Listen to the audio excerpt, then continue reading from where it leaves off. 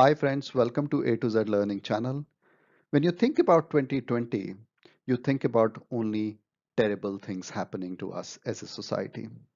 Whether you are a businessman, whether you are in employment or anything else, most of us have seen the darker side of this year. There was very little for us to kind of celebrate throughout this year.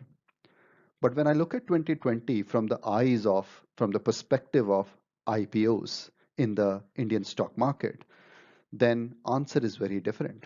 And this is what we are going to be understanding in today's video. We'll go through the performance of all the IPOs in 2020 and take stock how they have done. And in the second part of the video, we will take stock in terms of what's next, what should be our way forward, what as an investor we need to be mindful of to make sure that we consolidate any gain that we have had, and also we're setting ourselves, we're positioning ourselves, our portfolio in such a way that we are set for further gains in the future too.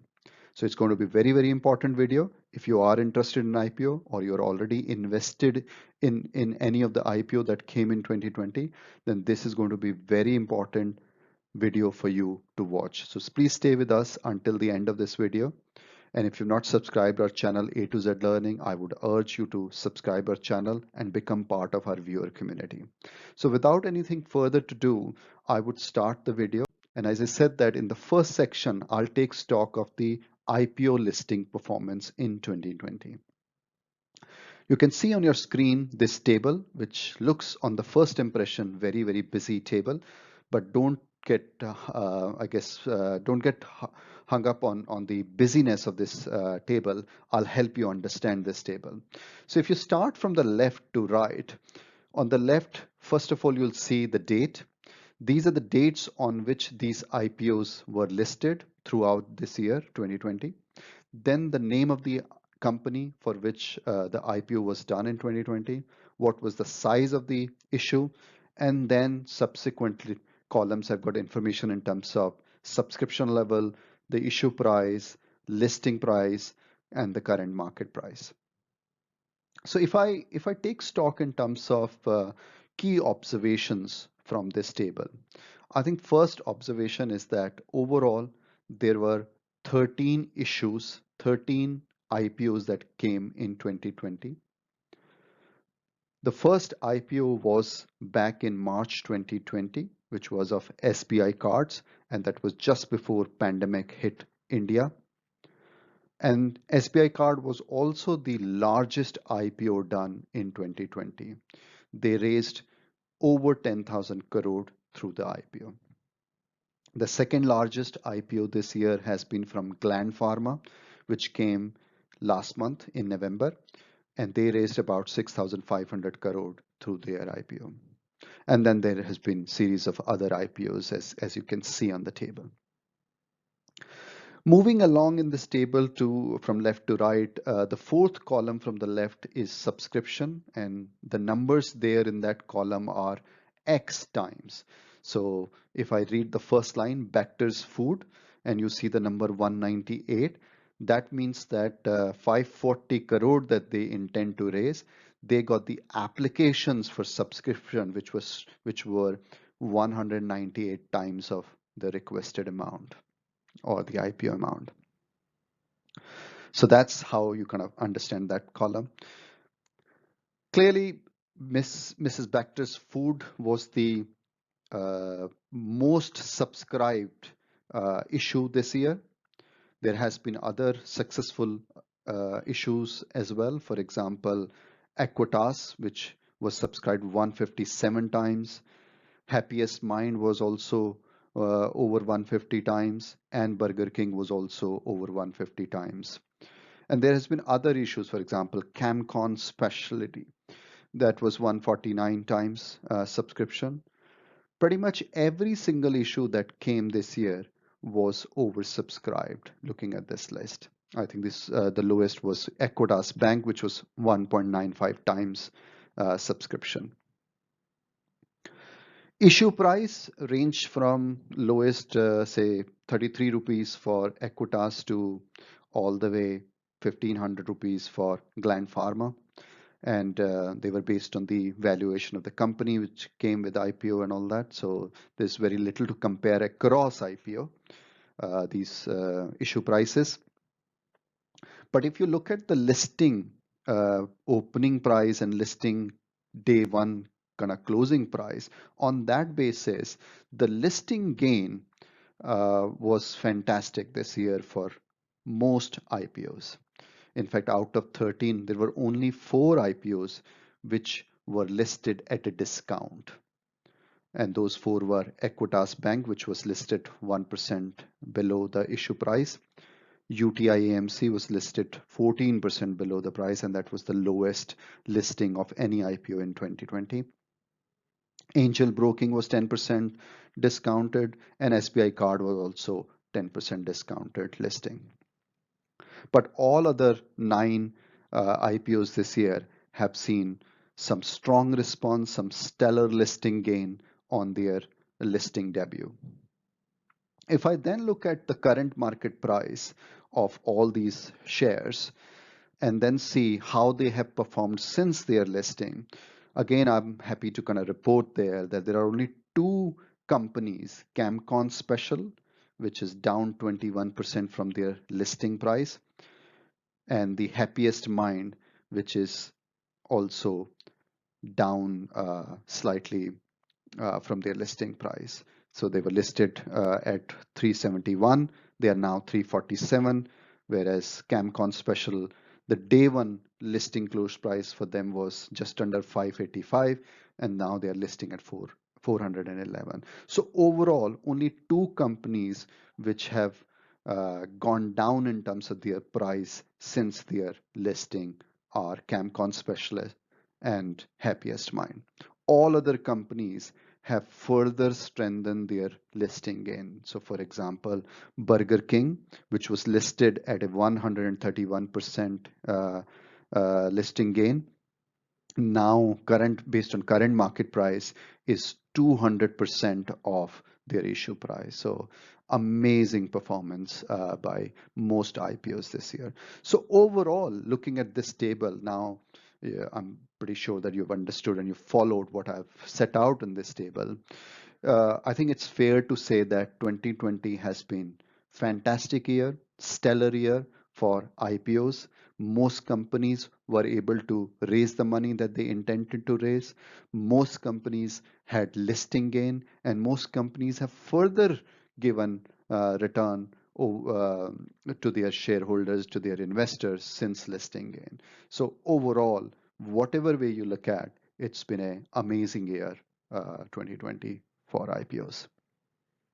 Now let's look at what should be our way forward. If you were lucky enough to get allotment under these IPOs and you held those shares, then what have you done? If you're still holding on to those shares, then what could be the kind of way forward for you? But before I jump in terms of talk about what could be your strategy for the future, what could be the strategy for the next step that you should consider, let's take stock of the market situation. First of all, the market sentiments are very positive. It's very, very bullish. Every, I guess, week there is a new IPO coming. As we speak, already there is a IPO from Anthony Waste, which just got closed last week. And now they are in the process of finalizing allotment, and the listing is scheduled for 1st of January in the new year. So it's a very, very positive momentum in the market that we are seeing. There's a lot of liquidity, there's a lot of fund flowing through. So overall, market sentiments are very, very positive. Stock markets are at all-time high level. They, I mean, it doesn't matter whether you look at Nifty stock here or Sensex or any of the international markets. Most markets are, if not at the all-time high level, they're fairly close to their all-time high levels. In spite of, I think I must underline this fact that this is in spite of a lot of uncertainty, a lot of unknown uh, around the pandemic and the implications of the pandemic on various businesses. Travel industry, tourism industry have yet to kind of stand up. the hospitals, which are kind of coping around the world to treat people suffering from COVID, but their capacity is not at all being utilized for other surgery, other ailments, which is resulting into them not making enough money. So as a business, many sectors, many industries, many companies are still struggling and are still figuring out their way forward. So in spite of all that, stock markets are already at all-time high level or fairly close to high level. A lot of greed is there. Central banks around the world have pushed a lot of liquidity. They've kept the interest rates low, uh, encouraging, sort of kind of forcing savers to have some level of exposure in the stock markets around the world. And therefore, there's a lot of greed in the market, and this greed is pushing the stock prices up. So, this is the sort of kind of context in which stock markets around the world, including India, are operating. And that's very important to keep in mind because that will help us decide what to do next. So what to do next? When there is a lot of greed and market is pushing the stock prices up, that's the time most successful investors will say that's the time to consolidate your gain and cash your gain and wait for the market to correct or market to dip to re-enter into the market. So that's the kind of context in which you are looking to decide what to do next. So first of all, I think as a IPO investor or as a generic shareholder, investor, I would say always keep in mind the objective that you have when you have invested in the IPO. So if your objective to invest in the IPO was to have some quick listing gain, then capitalize it. Then be disciplined. Be disciplined to kind of exit and cash it because the sort of gains we have seen in 2020 so far are are going to be hard to repeat in the future. So there's only one way forward, looks like to me, down. So if you haven't encashed your gains from the IPO investment, I think first thing is if your objective was to um, have listing gain, then encash it. Don't leave it for tomorrow. Don't leave it for later because there could be a massive correction and all these gains may disappear. But if your objective was to invest in these companies from a long-term perspective because you believed in the company, you believed in the management, you believed in the promoters, and you believed in the industry in which they are operating in, then I think you need to you don't need to kind of rush. You need to kind of take stock of the industry. You need to take stock of the company and the valuation at which the stock is traded. You also need to do some stress test whether pandemic has got any implication for the business, for the company or the industry. If answer as a result of all that due diligence is that yes, it remains a strong long-term buy, long-term investment for you, then stay invested. But if you feel that the valuation now appears at a level where it is too expensive, then believe me, the the next correction will correct that valuation and then you may be stuck in that company in that investment for a very long period. So be mindful of exiting if the valuation looks too pricey. I'll give you one example. For example, if you take Mrs. Bector, which got listed only last week, Mrs. Bector Food is now trading at almost 95 multiples of their earning, which is very, very expensive. If you compare it with some of the other industry players like Britannia, which has got pan-India presence, much much better diversified portfolio of products, and an excellent legacy, distribution, track record, marketing, brand loyalty, they are trading at 63, 64 times their earning potential. And they themselves are at their all-time high level.